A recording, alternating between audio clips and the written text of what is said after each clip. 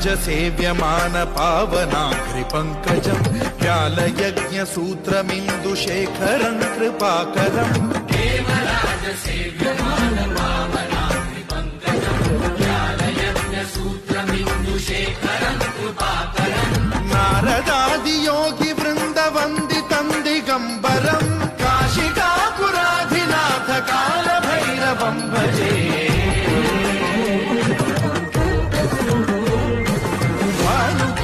भास्वरम् भवाब्धितारकम् परम् नीलकण्ठमीप्सितार्थदायकम् त्रिलोचनम् कालकालमम्बुजाक्षमक्षशूलमक्षरम्